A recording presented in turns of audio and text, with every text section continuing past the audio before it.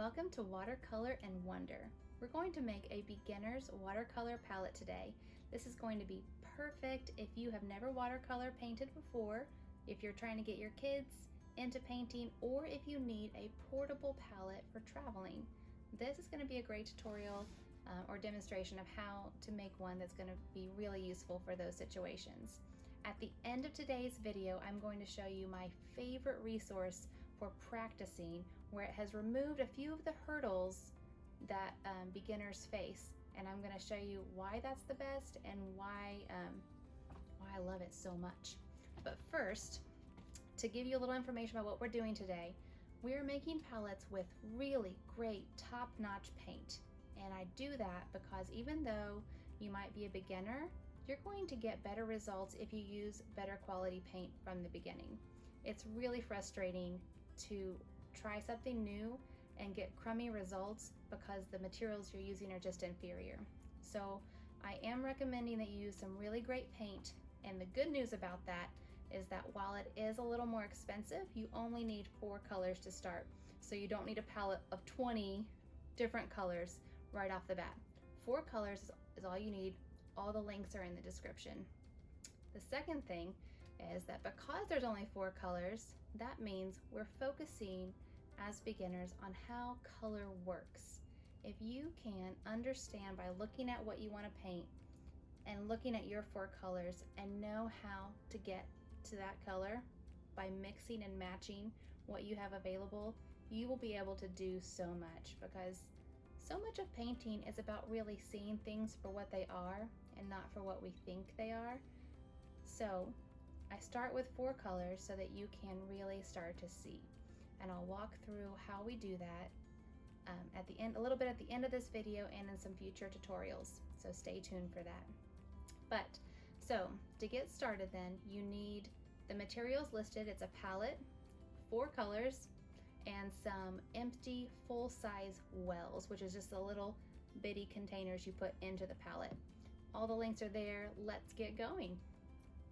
Okay, let's get right to assembling our palette.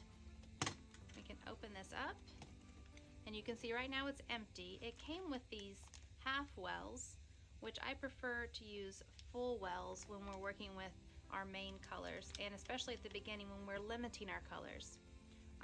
So I've purchased these, and they come in such a large bag because they're not expensive, and you'll have enough to share with all your friends. Especially if you're making these together, they'll last you a long time. So a full well, we're gonna pop 4 of these in. They just lay right in on these silver runners.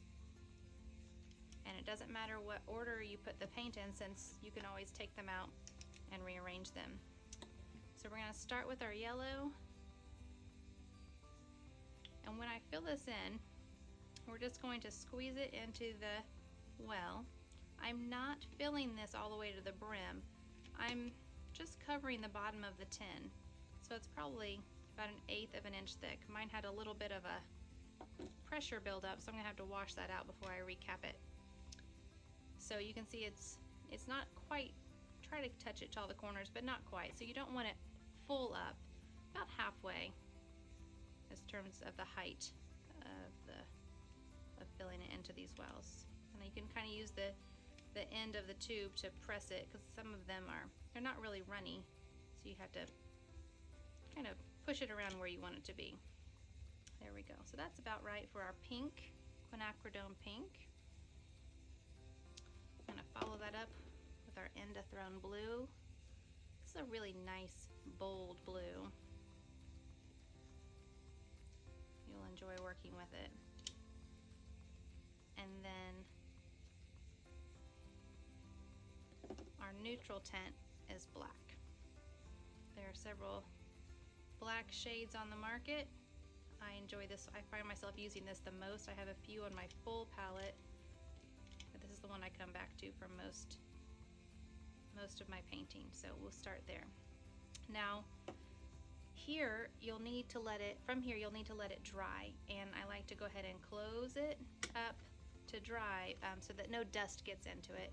And you'll just want to put it aside somewhere so that it doesn't get jostled or turned over while it's drying for a couple days. Once it's dry and you can, press on it, it doesn't move at all, it's not even tacky, then it's ready to use. Before you close though, I will go ahead and fill in with the half wells, because once you have gotten pretty comfortable mixing and painting with these colors, you can begin to expand your palette. And so you can add 6 additional colors. And that might depend some on your preference on what things you're painting. 4 that I would recommend right off the bat though, and I'll link all of this in the show description, is a white gouache, which you'll use for highlights.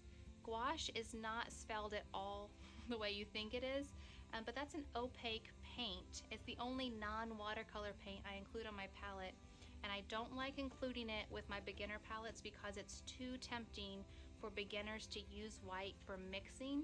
But with watercolor, we don't use white to lighten colors, we use water to lighten colors. So if you wanted a lighter pink, you would just add more water to your pink instead of white, and it's a temptation we don't need to include when you're starting out, but it is one I would add once you have begun. So you'll want to include a white gouache for highlights and reflections and things like that in your painting. You would include the secondary colors, so you'll have a green, an orange, and a violet.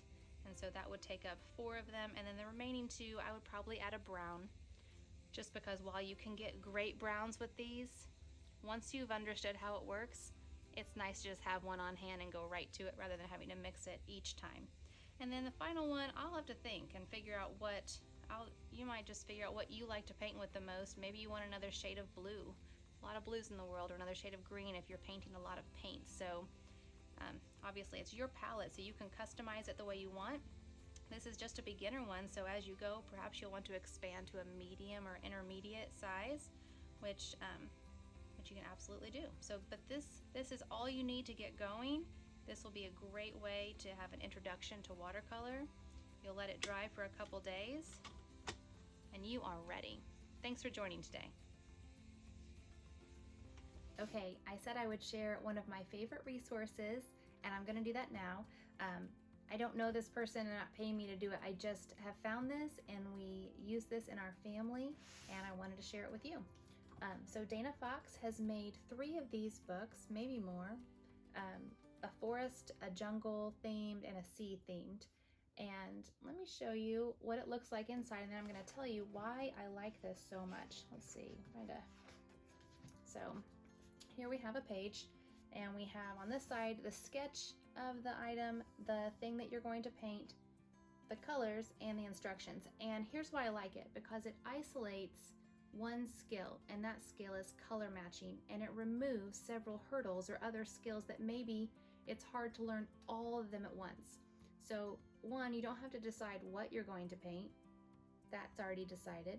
You also don't have to just be able to sketch it out perfectly because it's already made for you here. And you don't even have to determine what the colors are yet because they're right here. So you can begin by just trying to figure out how to make these colors with your beginner palette, which is what our family does. My kids each have one of those, and they each have one of these books. And so we'll go through and begin mixing until we think we have matched the first color. And then we test a little bit out, just paint it right there next to it to see if we've matched it. If we do, we move on to the second color.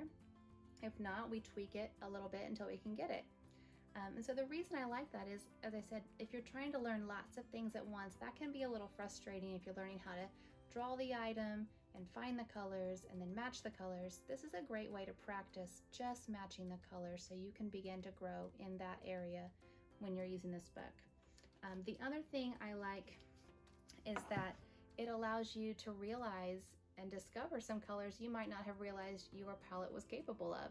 So it pushes you to mix and to make colors that you would not have considered otherwise. So we really love that in our family. I hope you enjoy it too and get lots of practice with your new palette. Thanks for joining us today, and we'll see you next time.